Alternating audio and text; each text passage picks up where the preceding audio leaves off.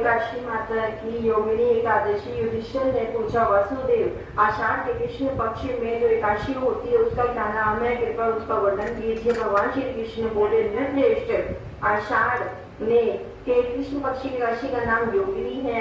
ये बड़े बड़े पापों का नाश करने वाली है। संसार सागर में डूबे हुए प्राणियों के लिए ये सनातन नौका के समान है। अलकापुरी के राजा धीराज कुबेर सदा भगवान शिव की भक्ति में तत्पर रहने वाले हैं। उनका हेममाली नामक एक यक्ष सेवक था जो पूजा के लिए फूल लाया करता था। हेममाली की पत्नी का नाम विशालाक्षी था।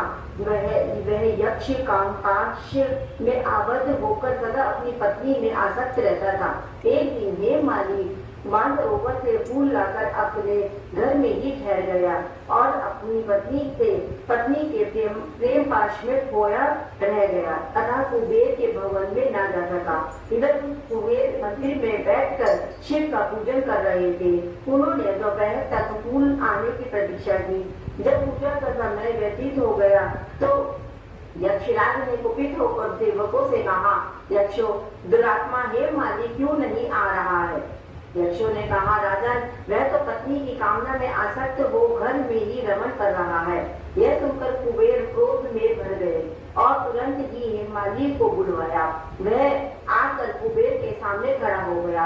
उसे देखकर कुबेर बोले, ओ पापी, अरे दुष्ट, ओ दुराचारी, तूने भगवान की अवहेलना की है।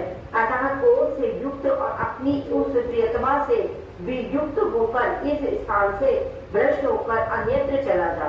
कुबेर के ऐसा कहने पर वह उस स्थान से नीचे गिर गया। क्रोध से सारा शरीर पीड़ित था, परंतु शिव पूजा के प्रभाव से उसकी स्मरण शक्ति लुप्त नहीं हुई। तदंतर पर्वतों में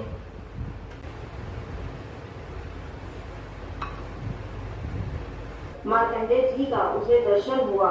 पाप कर्मा यक्ष ने मुनि के चरणों में प्रणाम किया। मुनिवर मार्कंडेय ने उसे भय से कांपते देख कहा, तुझे क्रोध के रोग ने कैसे दबा लिया?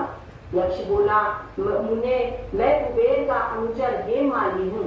मैं प्रतिदिन मानसरोवर के फूल लाकर शिव पूजा के समय कुबेर को दिया करता था। एक दिन पत्नी सहवास के सुख में फंस जाने के कारण मुझे समय का ज्ञान ही नहीं रहा।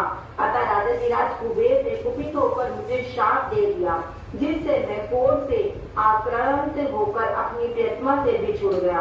मुनि श्रेष्ठ, संतों का चित्त स्वभावतः परोपकार में लगा रहता है। यह जानकर मुझ अपराधी को कर्तव्य का उपदेश दीजिए। मार्कंडेय जी ने कहा, तुमने यहाँ सच्ची बात कही है, इसीलिए मैं तुम्हें कल्याणप्रद व्रत का उपदेश करता हूँ। तुम आषाढ़ मास के कृष्ण पक्ष की योगिनी एकादशी का व्रत करो। इस व्रत के पुण्य से तुम्हारा क्रोध निश्चय ही दूर हो जाएगा। भगवान श्री कृष्ण कहते हैं, राजन, मार्कंडेय जी के उद्देश्य से उसने योगिनी एकादशी का व्रत किया, जिससे उसके शरीर का क्रोध दूर हो गया। यह उत्तम व्रत का अनुष्ठान करने पर वह पूर्ण सुखी हो गया।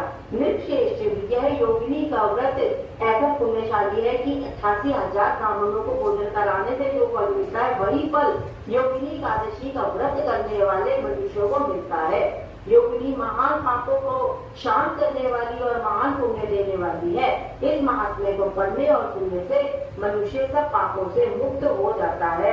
बोलो एकादशी माता की जय।